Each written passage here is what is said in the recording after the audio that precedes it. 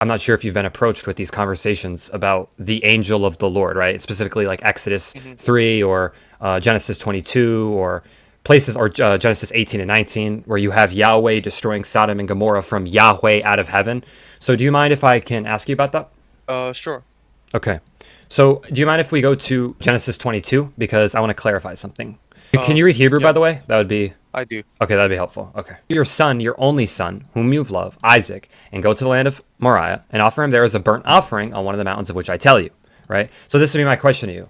So who was this burnt offering, which is supposed to be Isaac, intended for?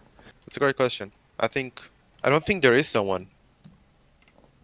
So you don't think that this was intended for anyone, right? So when you bring your Malachi. burnt offerings to the Lord, that's not for the Lord?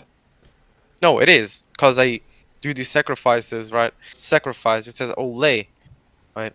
Um, Yeah, just but the if when act. you say burnt offerings, that still implies sacrifice because that's what you sacrifice. That's what you sacrifice to God is a burnt offering. Hmm.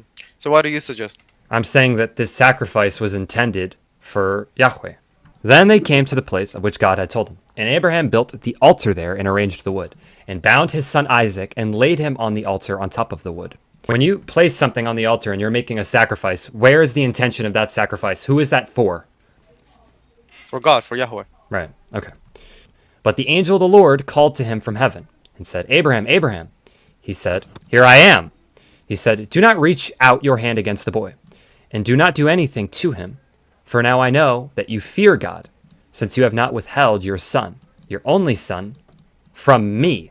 This is why I brought it up in the first place and why I was making the argument, was because you just said 2 seconds ago that the intention of this sacrifice when you place something on the altar is to God, meaning it's for God. But if the angel of the Lord is making reference to himself and saying, You have not withheld your sacrifice to me, that would almost seem like, it does seem like, a blasphemous statement if the angel of the Lord is not to be referenced or taken as God in any way.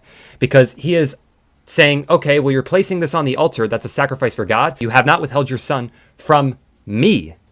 Right? And if you're going to say and use the argument and say, well, actually, the angel of the Lord is just speaking through Yahweh speaking through the angel of the Lord, I can disprove that because I have instances where the angel of the Lord says, This is what the Lord Almighty says. Or I'll say, This is what the Lord of this says, right? One of the names for Yahweh. This is what he says. And that demonstrates that when God does speak through the angel of the Lord, he references Yahweh and says, This is what he says.